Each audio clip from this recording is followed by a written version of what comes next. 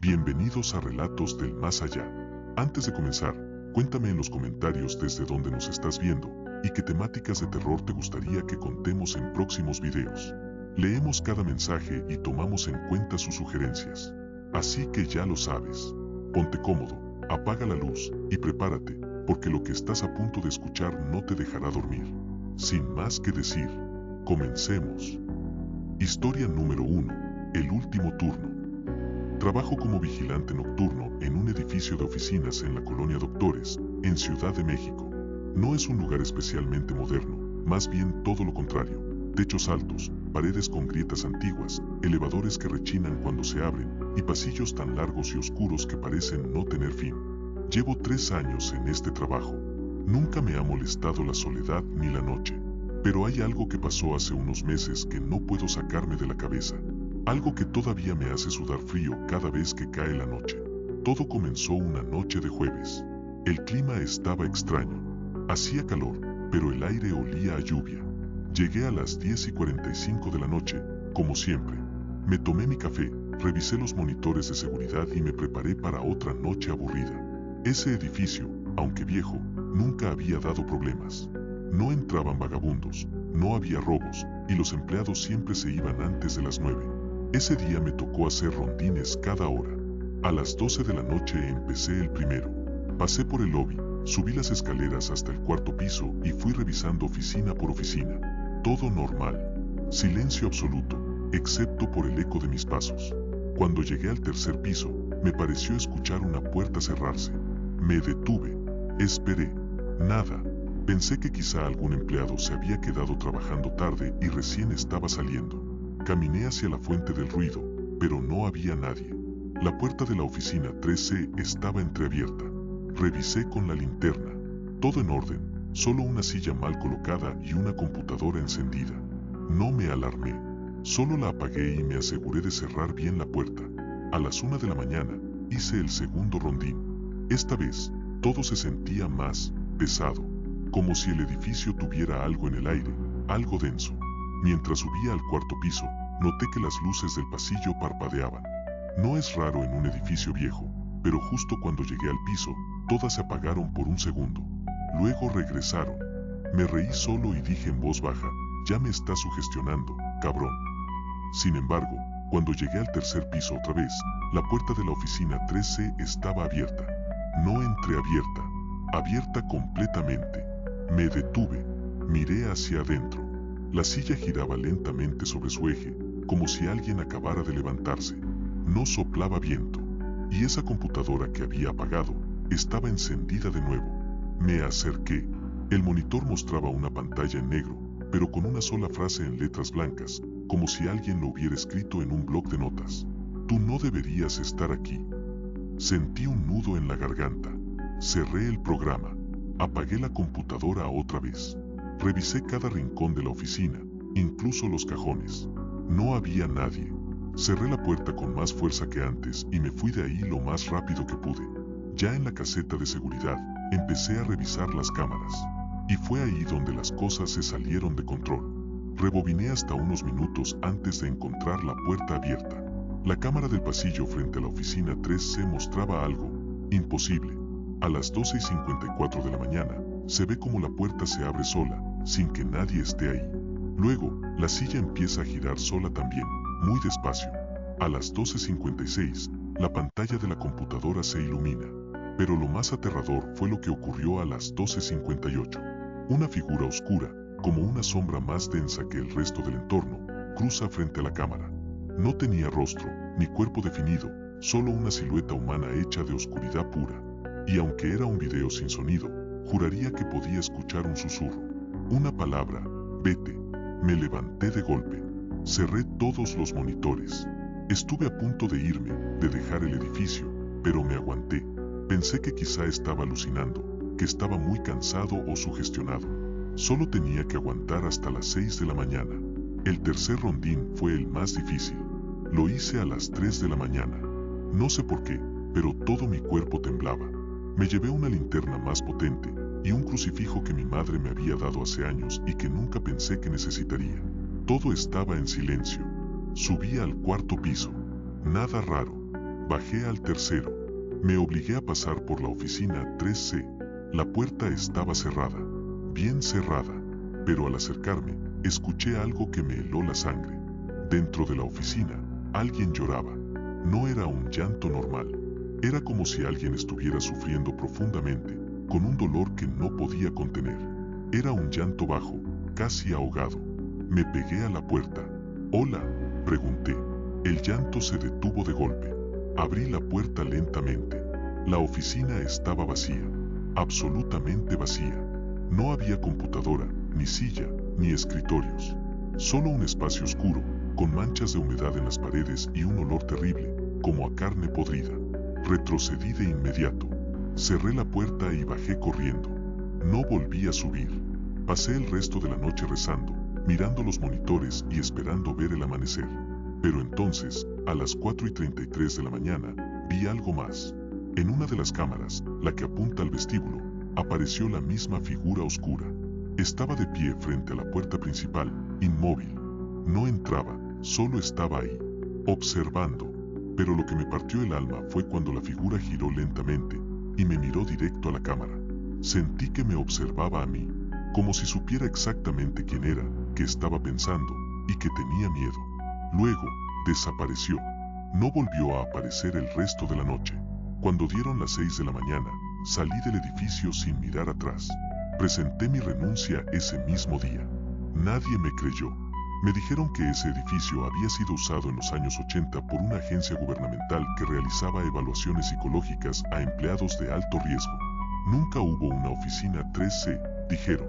Que esa ala del tercer piso había estado clausurada desde un incendio hace más de 20 años. Fui al registro público. Busqué los planos. Confirmé que, en efecto, la oficina 3C no existía. Al menos no en papel. Lo que sea que vi esa noche, sigue ahí. Y a veces, cuando camino por la colonia Doctores de noche, juro que puedo ver una silueta oscura parada frente al edificio, mirándome, esperando que regrese. Historia número 2. Entre los muros del hospital. Trabajo como enfermero nocturno en un hospital público del Estado de México. No voy a decir el nombre exacto, porque aún tengo que trabajar aquí un tiempo más y no quiero problemas. Solo diré que es uno de esos hospitales viejos, mal iluminados, con pasillos eternamente grises y escaleras que crujen aunque nadie las pise. Llevo 5 años en el turno de la noche. Muchos no lo aguantan, que si el sueño, que si el silencio, que si los pacientes que se mueren cuando todo está en calma. A mí nunca me molestó, hasta hace poco. Todo comenzó una noche común. Era martes. No había tantos pacientes, la mayoría eran adultos mayores en observación. Me tocaba cubrir el ala norte del tercer piso, el área que antiguamente se usaba para psiquiatría, pero que ahora está medio abandonada y sirve solo como bodega y para emergencias. Cerca de las 2 de la mañana, la radio interna del hospital empezó a emitir interferencias. Es normal que falle, pero esa vez sonaba distinto, como si entre las ondas se colara una voz muy suave. Una voz femenina. Solo decía lo mismo una y otra vez. ¿Dónde están mis hijos? Pensé que alguien estaba jugando con la radio. Llamé a la central, pero dijeron que todo estaba en orden. Ninguna transmisión salía de su parte. Apagué la radio y seguí trabajando. A las 3 de la mañana, recibí un reporte de que uno de los sensores de movimiento del tercer piso se había activado. Eso era raro. Ese piso solo tiene pacientes hasta el ala sur, y ningún doctor o camillero debería estar del otro lado. Subí con una linterna, como siempre. Al llegar al tercer piso, todo estaba en completo silencio. Lo primero que me golpeó fue el frío. No era el típico frío del hospital, era algo más antinatural. Entré al ala norte y vi que la puerta de la antigua sala 306 estaba entreabierta. Esa sala lleva años cerrada. Tiene las ventanas selladas y ni siquiera hay luz funcional. Me acerqué. La puerta rechinó al abrirse un poco más. Dentro, vi lo que parecía ser una mujer sentada en una de las camillas. Tenía el cabello largo, negro, le cubría casi todo el rostro. Llevaba una bata vieja, amarillenta, no como las que usamos ahora. Me congelé. «Señora», pregunté. «¿Está bien? ¿Cómo entró aquí?» No respondió. Di un paso al frente y, en ese momento, escuché algo detrás de mí. Pasos. Volteé rápido, pero no había nadie. Cuando miré de nuevo hacia la camilla, la mujer ya no estaba. Me quedé paralizado. Revisé la sala completa. Nada. Salí lo más rápido que pude y fui a revisar las cámaras. En la grabación, se ve cuando entro a la sala 306, pero jamás se ve a la mujer. Solo se me ve a mí, hablando solo, apuntando con la linterna a un rincón vacío. Pensé que estaba perdiendo la cabeza. Volví al trabajo, intenté tranquilizarme. A las 4:17 de la mañana, una paciente del segundo piso empezó a gritar. Subí corriendo con otro compañero. Era una señora mayor, la habían ingresado por presión alta, pero ahora gritaba como si estuviera poseída. Está en el pasillo. Está aquí otra vez. No me la dejen ver, por favor. Gritaba, tapándose los ojos. La calmamos como pudimos. Le aplicaron un sedante leve. Le pregunté quién era ella. Me miró con un terror tan real que me dio escalofríos. Una enfermera, susurró. Dice que se llevó a sus hijos y que ahora los busca. Tiene la cara rota. Dice que va a arrancarle los ojos a quien la mire directamente. Mi compañero y yo intercambiamos miradas. Nadie le había dicho nada de lo que yo había visto en la sala 306. Decidí investigar. Fui al archivo del hospital. Pedí los documentos viejos del área norte. Tardaron días, pero encontré algo que me heló la sangre. En 1983, una enfermera llamada Clara Juárez trabajaba en esa zona. Según el expediente, un día entró a trabajar como siempre, pero se desvió de su ruta. En lugar de atender a sus pacientes, entró a la sala 306 con 3 niños internados y cerró la puerta. Cuando otros empleados la encontraron, estaba sentada en la camilla, con los cuerpos de los niños a su lado, sin ojos. Se los había arrancado con sus propias manos. A ella la encontraron murmurando, ellos no deberían ver este mundo. Ya están a salvo. Murió días después en una institución mental. Después de eso, clausuraron esa sala. Ahora entiendo lo que escuché en la radio. La voz. La frase repetida, ¿dónde están mis hijos? No eran sus hijos. Eran los niños que mató. A veces el hospital se calla tanto que esas voces se cuelan por los muros. Desde esa noche, la sala 306 se vuelve a abrir sola. Algunos pacientes la han visto. Otros han escuchado pasos cuando no hay nadie. A veces, en los baños del tercer piso, aparece una mujer con bata vieja, peinándose frente al espejo. Y si la miras, se te mete la locura. Yo ya no subo al tercer piso. Hago que alguien más lo cubra. Pero a veces, desde la planta baja, siento que alguien me observa desde una de las ventanas tapiadas de ese lugar. Aunque estén selladas desde hace décadas. Solo una vez tuve el valor de mirar directo. Y les juro por lo más sagrado, había una silueta de mujer, con los ojos completamente vacíos. Historia número 3. El suplente del turno de noche. Mi nombre es Jorge. Trabajo como vigilante privado y suelo tomar suplencias nocturnas cuando alguien falta en algún edificio de oficinas o fábricas. Ese es mi trabajo, llegar, recibir instrucciones básicas, dar rondines y aguantar la noche. Nunca me importó demasiado, hasta la noche en que acepté cubrir un turno en una planta maquiladora abandonada a las afueras de León, Guanajuato. La empresa ya no operaba, pero el dueño había contratado una empresa de seguridad para cuidar que no se metieran vándalos o ladrones. Me ofrecieron el doble por una sola noche. Acepté sin pensar. Cuando llegué, el lugar estaba completamente a oscuras. Solo una caseta con electricidad y una pequeña radio de comunicación. No había cámaras funcionando, y el vigilante habitual había faltado por problemas de salud.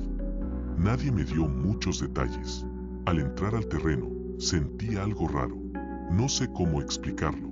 No era miedo. Era como si el lugar me rechazara. Como si yo no debiera estar ahí. Aún así, me instalé en la caseta, tomé mi linterna y me dispuse a hacer mi primera ronda. La fábrica tenía una nave principal con líneas de producción oxidadas, oficinas con papeles regados y salas vacías donde todo estaba cubierto por una fina capa de polvo. Lo típico de un lugar abandonado. Pero mientras caminaba por los pasillos industriales, escuché algo que no esperaba. Pasos, detrás de mí. Volteé con rapidez. Nadie. Seguí caminando. Otra vez pasos. Me detuve. Silencio absoluto. Pero al alumbrar con la linterna una de las esquinas más alejadas, me pareció ver una silueta muy delgada, casi como la sombra de alguien. No corría, no se movía. Solo estaba ahí, observando. Me acerqué, nervioso. No había nada. solo una sombra que se desvanecía con el movimiento de la lámpara. Pensé que era una ilusión óptica y regresé a la caseta. Fue ahí donde encontré el cuaderno. Sobre la mesa había un cuaderno viejo, de esos escolares, con la cubierta mordida y sucia. No estaba ahí cuando llegué. Lo abrí. Eran anotaciones del vigilante anterior. Día por día, fecha por fecha. La mayoría eran cosas normales, hasta que llegué a la última semana. Las últimas páginas estaban llenas de frases cortas, repetidas una y otra vez. Ella no quiere que la vean.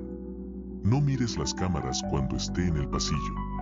Ya no me responde, solo grita. Me dijo que ese turno no es mío. Y finalmente, una frase escrita con lo que parecía lápiz de labios o marcador rojo. Si entras al cuarto de control, no la mires a los ojos. Cerré el cuaderno con una mano temblorosa. Me sentía incómodo, pero aún trataba de pensar lógicamente. Tal vez el anterior guardia tenía problemas mentales. Tal vez era una broma. Pero entonces la radio comenzó a sonar. Interferencia. Luego una voz, muy baja, femenina, como un susurro entre estática. Jorge, ese turno no es tuyo. Casi dejó caer la radio. Me aseguré de que nadie más tuviera acceso al canal. Era imposible que supieran mi nombre. Nadie en ese lugar, nadie, me había llamado por mi nombre esa noche. La segunda ronda la hice con la piel erizada. Llegando a la nave principal, vi una de las luces parpadear, aunque el lugar no tenía electricidad desde hacía meses. Cuando pasé frente a la sala de control, la puerta, que estaba con cadena y candado, estaba entreabierta. La cadena estaba colgando, pero no había forma de que se hubiera abierto sola. Con miedo, me asomé. Era una sala pequeña, llena de monitores viejos, pantallas apagadas, papeles en el piso. Pero en una de las sillas había alguien. Una mujer. Tenía el cabello largo, rizado, cayéndole sobre el rostro. Llevaba un uniforme de vigilante, pero muy antiguo, como de otra época. Su piel era muy pálida. Parecía que respiraba, pero muy, muy lento. «Hola», dije en voz baja. Ella no contestó. Solo alzó lentamente la cabeza. Y entonces la vi. No tenía ojos. Tenía cuencas vacías, oscuras, profundas. De su boca colgaban restos de sangre seca. Me quedé paralizado, y justo cuando traté de correr, escuché su voz, no desde su boca, sino directamente en mi cabeza. «Ese turno no es tuyo. Te lo advertí». Corrí. Salí del cuarto, crucé la nave industrial, casi tropiezo bajando las escaleras. Regresé a la caseta, agarré mis cosas y llamé por radio, gritando que necesitaba relevo inmediato. La central no respondió. Solo se escuchaba la misma voz repitiéndose, cada vez más distorsionada. «Ese turno no es tuyo, ese turno no es tuyo, ese turno no». Apagué la radio de golpe. A las 4:50 de la mañana, decidí huir. Me subí a mi moto y me largué sin esperar a que amaneciera. Al día siguiente, llamé a la empresa de seguridad para decir que no volvería. El supervisor, antes de colgarme, me dijo: «No te preocupes.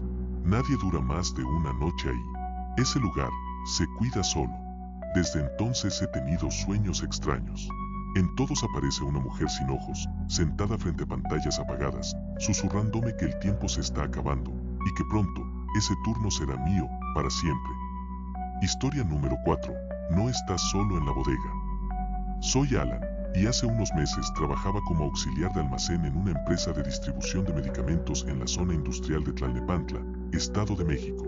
Como muchos, empecé tomando turnos de día, pero cuando se abrió una vacante para el turno nocturno con un bono extra, no lo pensé demasiado.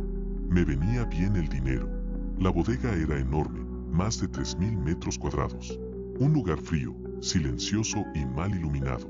Por las noches solo trabajábamos 2 personas, yo, encargado de inventario, y el vigilante, un señor mayor llamado Don Goyo, que siempre parecía estar medio dormido. La primera semana todo fue normal. El trabajo era pesado, pero tranquilo. Me ponía audífonos, revisaba cajas, y el tiempo pasaba rápido. Pero luego, comenzaron a pasar cosas. Todo empezó una madrugada cualquiera. Yo estaba en la zona de antibióticos, registrando unos lotes que habían llegado tarde. Al fondo del pasillo, vi que una caja cayó del estante. No le di importancia. A veces quedan mal apiladas. Fui a levantarla, y noté algo raro. No había forma de que esa caja se hubiera caído sola. Estaba en la parte trasera, completamente sujeta por otras dos, como si alguien la hubiera empujado desde adentro. Volteé por instinto. No había nadie. Lo mencioné en broma al día siguiente con Don Goyo. Él no se rió, solo bajó la voz y me dijo: aquí se mueven cosas cuando uno no mira, pero mientras no mires directo, no pasa nada. Pensé que estaba loco o que quería asustarme, pero las cosas empeoraron. 3 noches después, mientras registraba pedidos en el sistema, escuché unos pasos entre los pasillos. Eran firmes, rápidos, como si alguien caminara decidido. Pensé que Don Goyo había entrado. Me asomé, pero no había nadie. Entonces regresé a mi computadora y encontré el archivo cerrado. En su lugar, en la pantalla había un bloc de notas abierto con una frase escrita una sola vez: no voltees. Cerré la ventana con un clic tembloroso. No entendía nada. Llamé a Don Goyo por el radio. ¿Dónde estás? En la caseta, me respondió. No he entrado. ¿Todo bien? No contesté. Fui hasta su caseta para no estar solo. No volví a la bodega el resto de la noche. A la noche siguiente, me tocó ir solo. Don Goyo no se presentó, y la empresa mandó a un suplente que se quedó afuera, en la entrada. Yo traté de no pensar en lo anterior. Me puse los audífonos y empecé a trabajar. Alrededor de las 3 de la mañana, mientras escaneaba cajas, escuché claramente que alguien me susurraba al oído: Alan, no estás solo. Me quedé helado. Sentí una ráfaga de aire helado detrás de mí. Me quité los audífonos de golpe, y lo que vi me quitó el aliento. Al fondo del pasillo, junto a las tarimas, había alguien de pie. Era un hombre, o al menos lo parecía. Estaba de espaldas. Llevaba ropa de trabajador, pero muy sucia, rota, como quemada. Y tenía el cuello ladeado, como si lo tuviera roto. No se movía. Me paralicé. Le grité: ¿quién eres? Nada. Me acerqué unos pasos. En cuanto la luz del techo parpadeó, desapareció. Corrí. Me encerré en la oficina administrativa. Quería irme, pero no podía dejar todo abierto. Intenté llamar por radio al suplente. No contestaba. Solo se oía estática. Luego, la estática cambió, y comencé a escuchar una respiración profunda, como si alguien tuviera el transmisor pegado a la boca. Alan, dijo una voz ronca. Búscame en la zona de vacunas. Colgué de inmediato. Ya no podía seguir ahí, pero antes de salir, tuve la mala idea de revisar las cámaras de seguridad. Quería confirmar que todo había sido mi imaginación. Rebobiné una grabación de 10 minutos antes, y ahí lo vi. La cámara del pasillo de antibióticos mostraba mi silueta de espaldas, y detrás de mí, a no más de 1 metro, la figura de ese hombre. Alto, delgado, sin rostro visible, solo una mancha oscura donde debían estar sus ojos. Y luego, vi algo más aterrador. Cuando yo salí corriendo, él me siguió. En todas las cámaras, en cada ángulo, se ve cómo aparece a mis espaldas, en sombras, como un reflejo pegado a mí. Pero en la vida real, yo jamás lo sentí tan cerca. Decidí irme. Dejé todo. Salí corriendo de la bodega. Afuera, el suplente del turno ni siquiera estaba. Su coche seguía ahí, pero él no. Llamé a la central. Dijeron que nunca llegó nadie más, que tal vez había soñado todo. Nunca volví a presentarme.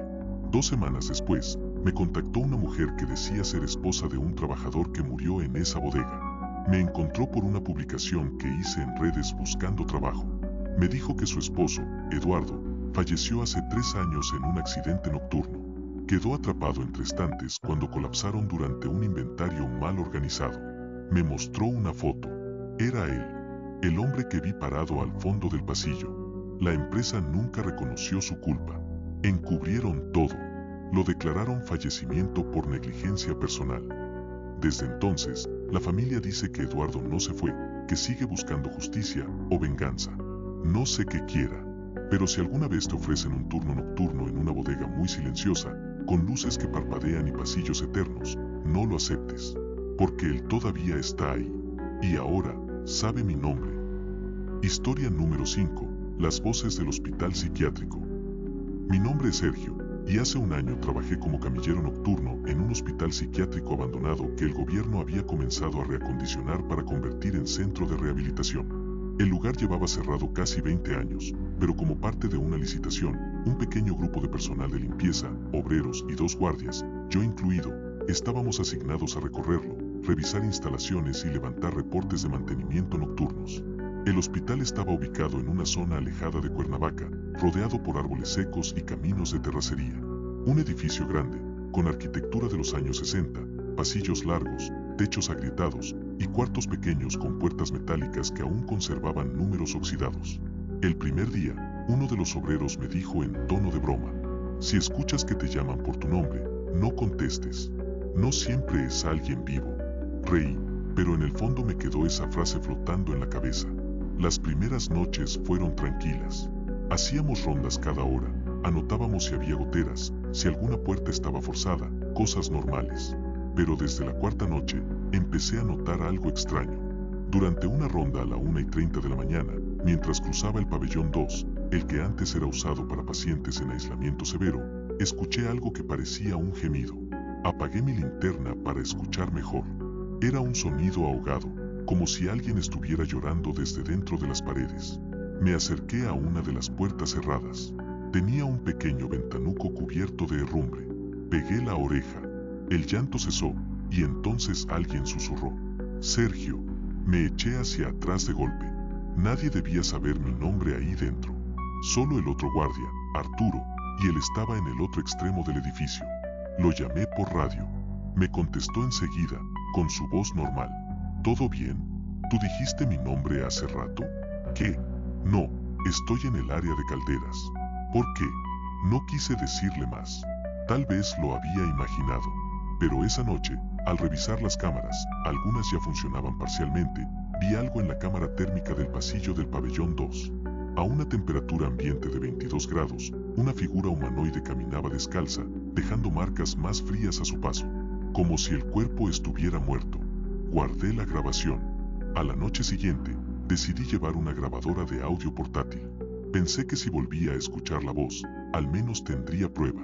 Me senté en el comedor del personal, dejé la grabadora encendida en la mesa y fui a revisar los medidores de agua en el sótano. Regresé 40 minutos después. Cuando reproduje el audio, escuché mi silla arrastrarse, como era de esperarse, y luego algo más. Primero, una respiración pesada. Después, una voz, idéntica a la mía, diciendo: Sergio, ya estás dentro. Luego, silencio. Me paralicé. Era mi voz, sin duda. Pero yo no estuve en esa habitación en ese momento. Esa misma madrugada, Arturo decidió hacer una ronda conmigo. Al llegar nuevamente al pabellón 2, notamos que una de las puertas, la número 14, estaba entreabierta. Nunca debió estarlo. Ese lugar fue sellado con placas de acero porque había sido escenario de un suicidio múltiple de pacientes en los 90. Las cerraduras estaban intactas desde hacía años. Entramos, con linternas temblorosas. La habitación estaba vacía, excepto por algo escrito en la pared con lo que parecía ser sangre vieja, casi negra. Ellos no duermen. Tú tampoco lo harás. Arturo vomitó ahí mismo. Ambos salimos corriendo. Esa misma noche renunciamos. Pero lo peor vino después. En casa, mientras intentaba dormir, escuché golpes en la pared de mi habitación. No vivo en departamento. Las paredes no colindan con otras casas. Me levanté, y los golpes se detuvieron. Cuando volví a la cama, mi celular vibró. Era un mensaje, sin número, sin remitente. Solo decía: te dije que no contestaras. Al día siguiente rompí la grabadora.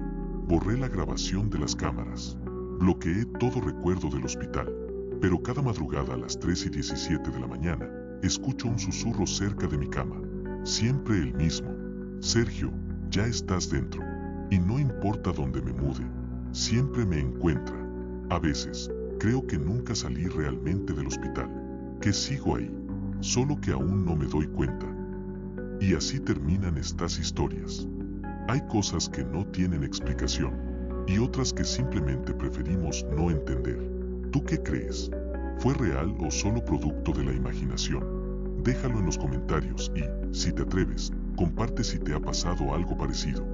Esto fue Relatos del Más Allá, donde el terror apenas comienza.